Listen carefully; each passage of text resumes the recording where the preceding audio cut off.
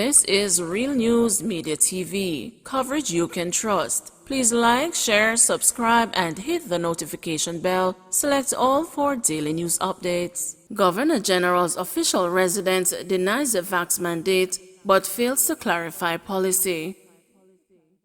King's House has denied reports that it has implemented a COVID-19 vaccine mandate but has not clarified its current vaccination policy and reports that unvaccinated staff were barred from entering the property last week.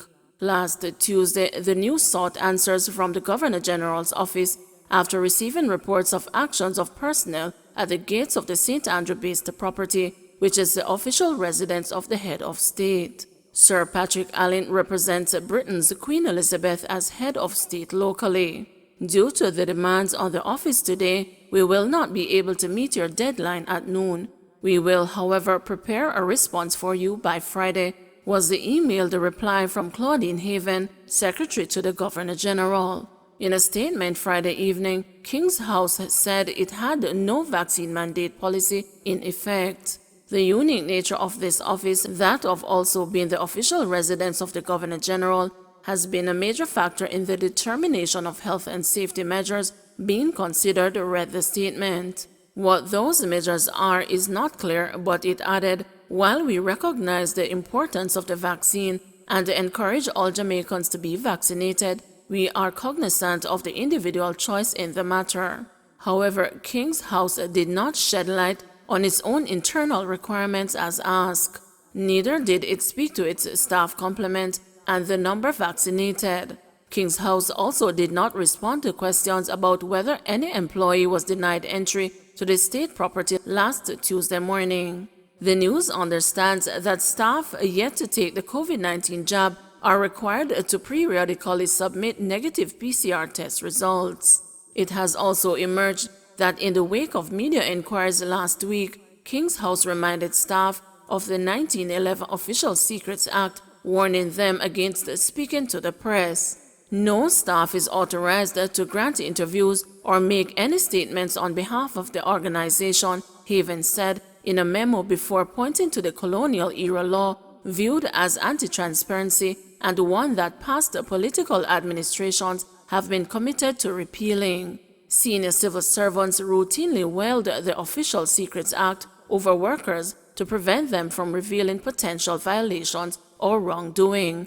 Haven did not remind the staff of another piece of legislation, the Protected Disclosure Act, popularly called the Whistleblowing Law, which promotes disclosure of information, albeit to authorized persons. On Friday, Labor Minister Carl Samuda told the news that there was no provision in law allowing employees to compel workers to take vaccines, while the trade unionist John Levy encouraged Jamaicans who feel wronged by vaccination policies in the workplace to take their grows to the Labor Ministry. There is deep-seated hesitancy and resistance to COVID-19 shots among Jamaicans, with roughly 10% of the island's 2.9 million citizens being fully vaccinated.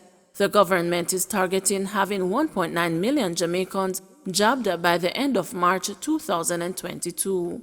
Prime Minister Andrew Holness signaled last week that his administration was close to making a decision on the possible imposition of vaccine requirements.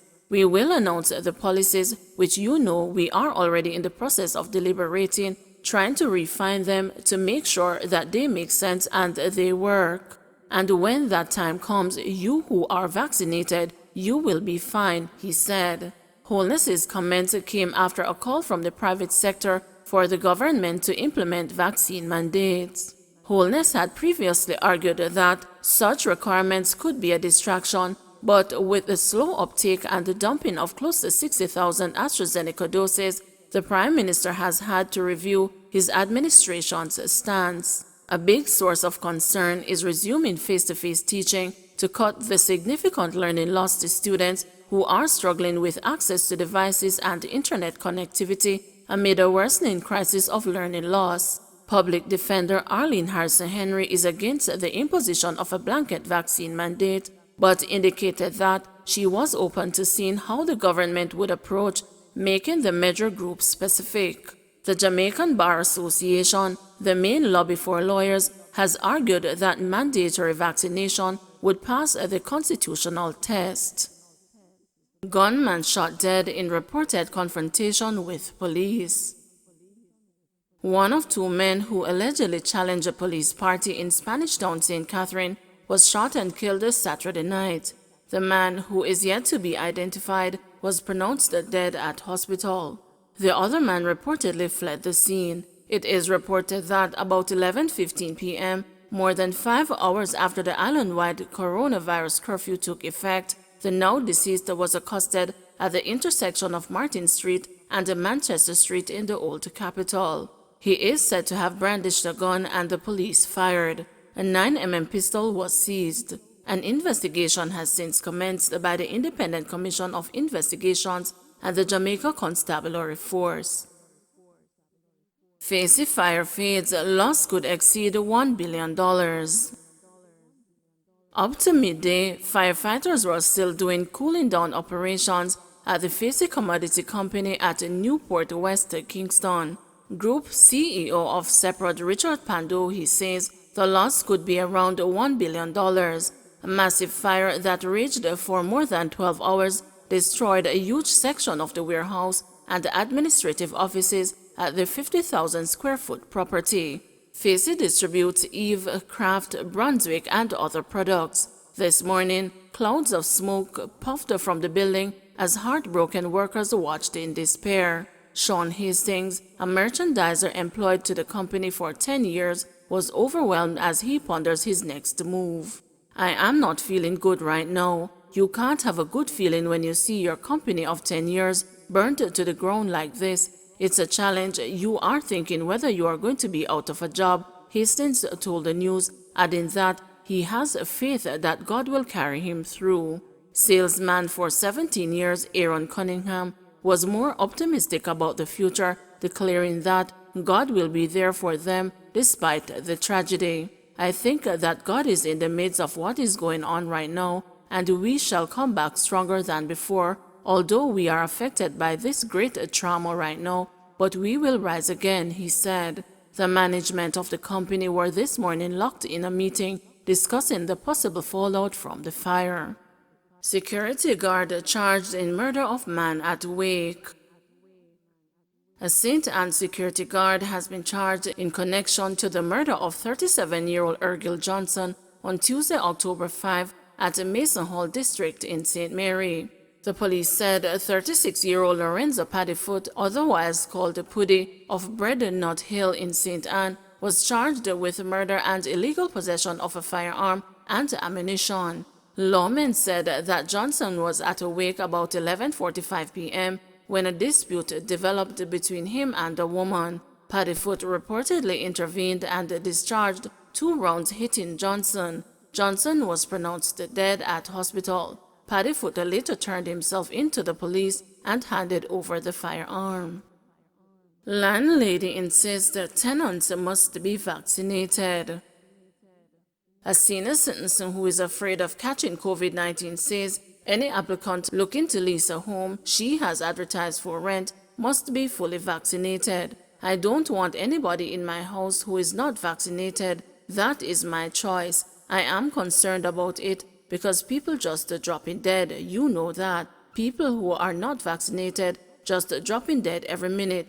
That is why I want someone vaccinated," she shared. The home, located in Upper St. Andrew area, goes for $45,000 a month. The tenant would only share kitchen facilities.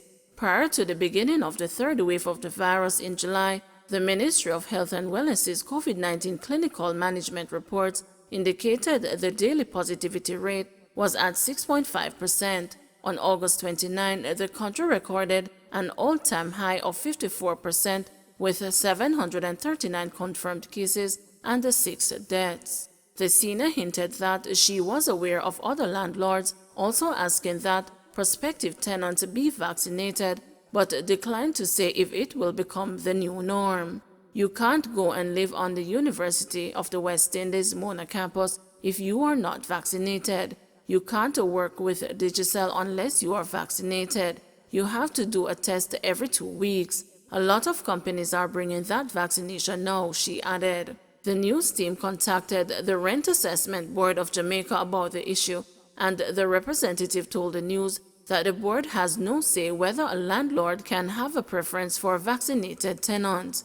We don't have anything to do with that. We don't have the authority to answer that, she stressed, referring questions to Health Minister Dr. Christopher Tufton or Prime Minister Andrew Holness. On Wednesday, the private sector organization of Jamaica, along with the Jamaica Chamber of Commerce, outlined in a letter that the time is now for private sector entities to establish policies that require employees to get vaccinated. About 10% of the nation's population has been fully vaccinated.